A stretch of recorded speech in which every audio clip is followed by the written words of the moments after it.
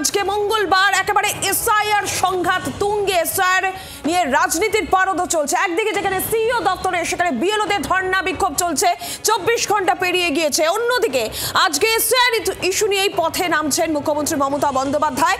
মতুয়াগড়ে মিছিল করবেন তৃণমূল নেত্রী, তার সভা রয়েছে, তার কর্মসূচি রয়েছে। অন্যদিকে কমিশনে আজকে যাচ্ছে যৌথ সংগ্রামী মঞ্চ। তারা কেন যাচ্ছে? বিএলওদের পক্ষে ডেপুটেশন কর্মসূচি রয়েছে তাদের। যৌথ সংগ্রামী মঞ্চের বিএলওদের পক্ষ নিয়ে ডেপুটেশন কর্মসূচি এবং আজকে তারাও যাচ্ছে। এবং অন্যদিকে যেটা জানা যাচ্ছে, সব মিলিয়ে এসআইআর পারদ, যেখানে আজ মধ্য গগনে একদিকে বিএলওদের বিক্ষোভ, সিইও দপ্তরের সামনে রাতভর উত্তেজনার পরিস্থিতি আমরা দেখেছি। যৌথ সংগ্রামী মঞ্চ তারা যাচ্ছে বিএলওদের পক্ষ থেকে ডেপুটেশন জমা দিতে। কমিশনে আজকে তাদের কর্মসূচি রয়েছে। অন্যদিকে একেবারে নজর রাখতে হচ্ছে মতুয়াগড়ে, বনগাঁয়, সেখানে আজকে মুখ্যমন্ত্রী মমতা বন্দ্যোপাধ্যায় যাচ্ছেন। তিনি পথে নামবেন আবারও এসআইআর ইস্যু নিয়ে, এবং সেখানে আজকে মুখ্যমন্ত্রীর কি বার্তা থাকে সেদিকেও নজর থাকবে। তার সভা রয়েছে, তার পদযাত্রা রয়েছে। সব মিলিয়ে মঙ্গলবার এসআইআর সংঘাত তুঙ্গে, চড়ছে রাজনীতির পারদ এসআইআর নিয়ে। গতকাল বিএলও অধিকার রক্ষা কমিটি তাদের সিইও দপ্তর অভিযান এবং রাতভর আমরা দেখলাম ধর্ণা অবস্থান তাদের চলেছে, এবং আজকেও তারা ধর্ণা অবস্থানে অনড় রয়েছেন। তাদের অবস্থানে তারা অনড় রয়েছেন এবং তার মধ্যেই রাজনৈতিক পারদ চড়তে থাকে। গতকাল আমরা দেখলাম সিইও দপ্তরের সামনে সেখানে বিজেপি নেতা সজল ঘোষ পৌঁছে যান এবং তিনি প্রশ্ন তুলছেন যে মাত্র কয়েকজন বিএলও তারা কেন এখানে রয়েছেন, বাকি বিএলওরা কোথায়? গণতন্ত্র লুট করার চেষ্টা চলছে। এবং পাল্টা তৃণমূল কংগ্রেসের তরফ থেকেও বক্তব্য রাখা হয় যে এটা স্বতঃস্ফূর্ত বিক্ষোভ, স্বতঃস্ফূর্ত আন্দোলন। সব মিলিয়ে রাজনীতির পারদ এসআইআর নিয়ে চড়ছে এবং তার মধ্যেই আজকে মুখ্যমন্ত্রী মমতা বন্দ্যোপাধ্যায় তিনি আজকে যাচ্ছেন মতুয়াগড়ে। এসআইআর নিয়ে তার কর্মসূচি, সভা, তার পদযাত্রা, তার কি বার্তা থাকে? আর এর মধ্যেই বিএলওরা যেখানে ধর্নায় বসেছেন, এর মধ্যেই যৌথ সংগ্রামী মঞ্চ তারা যাচ্ছে কমিশনে বিএলওদের পক্ষে ডেপুটেশন জমা দিতে। আমাদের তিন প্রতিনিধি এই মুহূর্তে আমাদের সঙ্গে রয়েছেন। অয়ন ঘোষাল রয়েছেন, রক্তিমা দাস রয়েছেন এবং প্রবীর চক্রবর্তী আমাদের সঙ্গে রয়েছেন। আমি প্রথমে একটু অয়নের কাছে যাই। অয়ন, রাত পেরিয়ে দিন, এখনো পর্যন্ত বিএলওরা তারা নিজেদের অবস্থানে অনড় হয়ে সিইও দপ্তরের সামনে রয়েছেন। এখনকার ছবিটা জানবো অয়ন। সবার নজর যে দপ্তরের দিকে, সেই দপ্তরের ছবি এই মুহূর্তে তোমার মাধ্যমে জি24 ঘন্টা দর্শকদের দেখাচ্ছেন আমার ক্যামেরা বন্ধু দীপ। আমরা এই মুহূর্তে দেখতে পাচ্ছি সময় যত গড়াচ্ছে ততই 21 নম্বর নেতাজি সুভাষ রোড, অর্থাৎ যে বিল্ডিংয়ের 3 এবং 4 তলায় জাতীয় নির্বাচন কমিশনের পশ্চিমবঙ্গ শাখা রয়েছে, সেখানকার নিরাপত্তা, তার যে বজ্র আঁটুনি, সেটা যেন আরও কঠোর থেকে কঠোরতর হচ্ছে। তার দুটো কারণ।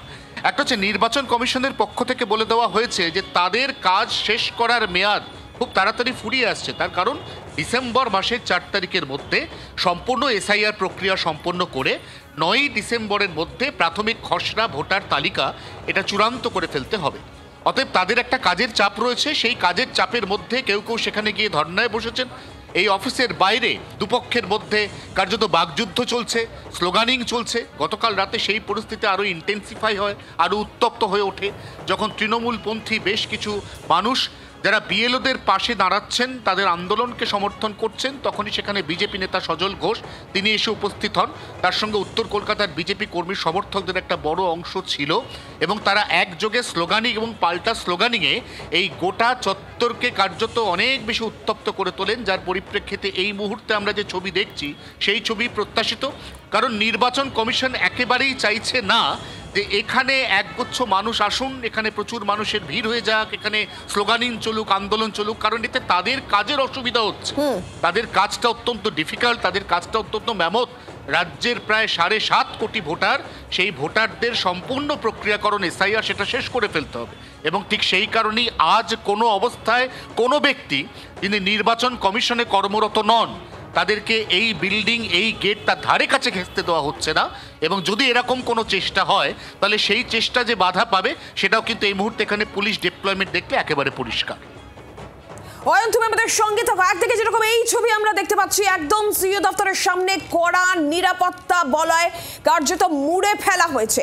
একদিকে যখন এই ছবি থাকছে, আর এরই পাশাপাশি আমরা একবার যদি রক্তিমার কাছেও যাই, রক্তিমা, যেমনটা আমরা দেখতে পাচ্ছি বিএলওরা তারা এখানে ধর্ণা অবস্থান করছেন, কিন্তু এরই সঙ্গে কমিশনে আজকে যৌথ সংগ্রামী মঞ্চ যাচ্ছে বিএলওদের পক্ষে ডেপুটেশন কর্মসূচি নিয়ে। কি বক্তব্য যৌথ সংগ্রামী মঞ্চের?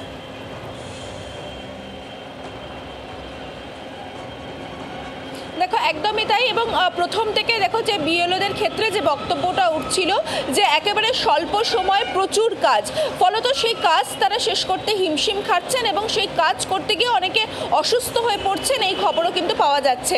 দেখো এই সমস্ত সমস্যা নিয়েই আজকে যৌথ সংগ্রামী মঞ্চের তরফে বিএলওদের হয়ে তারা যাবেন, ডেপুটেশন দেবেন, তেমনই কিন্তু কথা রয়েছে। সেক্ষেত্রে দেখো তাদের যেটা বক্তব্য, যেহেতু বিএলওদের প্রচুর কাজ রয়েছে ফলত তারা কিন্তু সেই সময় বের করতে পারছেন না যে সিইও অফিসে যাবেন বা তাদের সঙ্গে কথা বলবেন, ফলত সেই জায়গা থেকেই তারাও যেহেতু তাদের সহকর্মী, যেহেতু তারাও সরকারি চাকরি করেন, সেই জায়গা থেকে কিন্তু তারা আজকে যাবেন এবং ডেপুটেশন দেবেন। অন্যদিকে দেখো গতকালই কিন্তু আমরা দেখেছি সিইও দপ্তর থেকে একেবারে সাংবাদিক সম্মেলন করে একটা বিষয় স্পষ্ট করে দেওয়া হয়েছে যে যদি কোথাও প্রচুর সংখ্যক মানুষ যেখানে অনেক বেশি হয়ে যাচ্ছে সেইখানে যদি কোথাও প্রয়োজন হয় তাহলে কিন্তু নতুন করে বিএলও নিয়োগ করতে পারেন ডিএমরা, সেটা কিন্তু একেবারে বলে দেওয়া হয়েছে। অন্যদিকে দেখো এই যে বারে বারে বলা হচ্ছে যে বিএলওদের প্রতি যে চাপ সৃষ্টি হচ্ছে বা তারা অসুস্থ হয়ে পড়ছেন, সেই জায়গায় অন্য কোনো অর্থাৎ রিপ্লেসমেন্ট কিন্তু হতে পারে এবং এই রিপ্লেসমেন্টের ক্ষমতা থাকছে ডিএমদের হাতে। অর্থাৎ কোনো বিএলও যদি কোথাও অসুস্থ হয়ে পড়েন বা কোনোভাবে তিনি কাজ করতে না পারেন তাহলে তার জায়গায় অন্য বিএলও কিন্তু নিয়োগ করতে পারেন ডিএম, সেই ক্ষমতা কিন্তু তাদেরকে দেওয়া হয়েছে।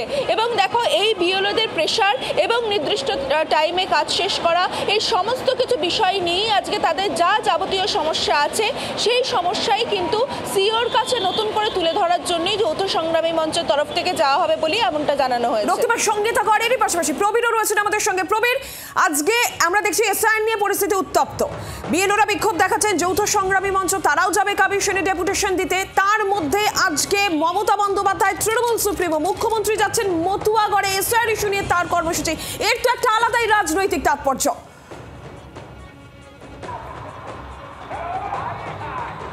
একদমই দেখো নীলাঞ্জনা, যে আজকে দুটো কর্মসূচি নিয়ে মমতা বন্দ্যোপাধ্যায় তৃণমূল সুপ্রিমো তিনি আসছেন উত্তর 24 পরগনার ঠাকুরবাড়িতে। মতুয়া সম্প্রদায়েরা যেখানে দুভাগে বিভক্ত এসআইআরকে কেন্দ্র করে, একদল তারা ধর্নায় বসেছেন তৃণমূল সমর্থিত, তারা বলছেন যে এসআইআর হলে তাদের নাম বাদ করতে পারে, কেন তাদের অভিযোগ একে তো নাগরিকত্ব দেওয়ার কথা ছিল সেটা আজ পর্যন্ত হয়নি, তার উপরে এসআইআর করলে সেক্ষেত্রে তাদেরকে বাদ দেওয়ার একটা চক্রান্ত চলছে। অন্যদিকে বিজেপি পন্থী অর্থাৎ শান্তনু ঠাকুরের যে গোষ্ঠী তারা বলছেন যে এখানে এসআইআর হলে মতুয়া সম্প্রদায়ের কোনো ভয় নেই। অর্থাৎ দুটো রাজনৈতিক দলের কিন্তু নজর এসআইআর এই আবহে মতুয়াগড়ে, এবং আজকে স্বয়ং মমতা বন্দ্যোপাধ্যায় তিনি আসছেন মতুয়াগড়ে, এবং একদিকে যেমন তিনি সভা করবেন তিকন পার্কে, সভা শেষে তিনি 3 কিলোমিটার চাঁদপাড়া থেকে ঠাকুরনগর পর্যন্ত 3 কিলোমিটার তিনি পদযাত্রা করবেন এসআইআর প্রতিবাদে। দেখো তৃণমূল কংগ্রেস যেটা বারবার বলার চেষ্টা করছে বলে তৃণমূল নেতৃত্ব দাবি করছেন যে এসআইআরের তারা বিরোধিতা করছে, তার কারণ হচ্ছে এসআইআরের উদ্দেশ্য নিয়ে, যে কেন 2 বছরের কাজ 2 মাসে করা হচ্ছে, 26শে নির্বাচনকে সামনে রেখে নির্বাচন কমিশন কার কথায় কথা কার জন্য কাজ করছে, কাদের স্বার্থে কাজ করছে, এত মানুষের মৃত্যু হচ্ছে তার দায় কে নেবেন, এই বিভিন্ন প্রশ্ন তুলে তৃণমূল কংগ্রেস কিন্তু লাগাতার পথে রয়েছে। এবং গতকাল আমরা দেখেছি মুখ্যমন্ত্রী মমতা বন্দ্যোপাধ্যায় তিনি মুখ্য নির্বাচনী যিনি কমিশনার তাকে চিঠি দিয়ে জানিয়েছেন যে আপাতত স্থগিত করতে, অনেকগুলো প্রশ্ন তিনি তুলেছেন সেখানে, এর আগেও চিঠি দিয়েছেন। অভিষেক বন্দ্যোপাধ্যায় গতকাল বলেছেন যে 10 জনের সাংসদের একটি প্রতিনিধি দল মুখ্য নির্বাচন কমিশনারের সাথে দেখা করে জানতে চাইবেন যে এত মৃত্যুর দায় কার। সুতরাং বুঝতে পারতো রাজনৈতিক চাপানুতর কিন্তু চলছে রাজ্য জুড়ে এসআইআর নিয়ে, এবং তৃণমূল কংগ্রেস এসআইআর উদ্দেশ্য নিয়ে লাগাতার প্রতিবাদ করছে।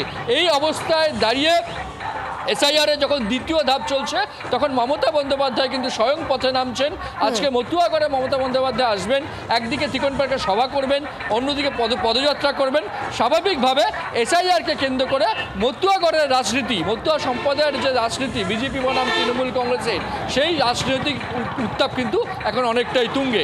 নীলাঞ্জনা। প্রবীর ধন্যবাদ, রক্তিমান তোমাদেরকেও ধন্যবাদ। এবং খুব স্বাভাবিকভাবেই একদিকে যেখানে আমরা দেখতে পাচ্ছি আজকে মতুয়া গড়ে মুখ্যমন্ত্রী যাবেন, তার একাধিক কর্মসূচি রয়েছে এসআইআর নিয়ে, মতুয়া রাজনীতি সেখানেও একটা চাপানোতর চলছে এই এসআইআর আবহে, যেখানে এসআইআর এর দ্বিতীয় পর্যায়ে চলছে।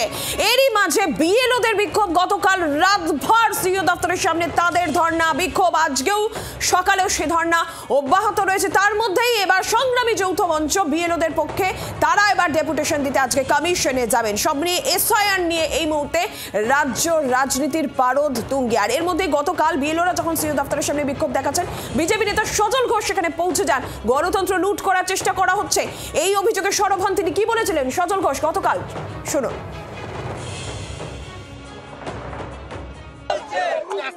গণতন্ত্রকে বাঁচাতে হবে। এরা গণতন্ত্র লুট করতে এসছে। এরা গণতন্ত্র রাত্রির হোক সকাল অব্দি আমরা থাকবো, আরো আমাদের নেতৃত্ব আসবে, বাংলার মানুষ আসবে। এসআইআর দরকার, বাংলাকে বাঁচাতে গেলে এসআইআর করতেই হবে। এসআইআর এর এই মুহূর্তে কোনো বিকল্প নেই। এসআইআর চাই, এসআইআর চাই এবং সেসব দিয়ে এসআইআর চাই। বিএলওরা তারা আন্দোলন করছে, ওপরে দাঁড়িয়ে বিএলও চারটে, 84,000-এর মধ্যে 4টে বিএলও কেন? 84,000-এর 4টে বিএলও কেন? একেবারে তার যে এটা দাবি যে 84,000 বিএলওর কথা বলো। শিক্ষকদের একটা কর্মসূচিতে পুলিশ গুন্ডা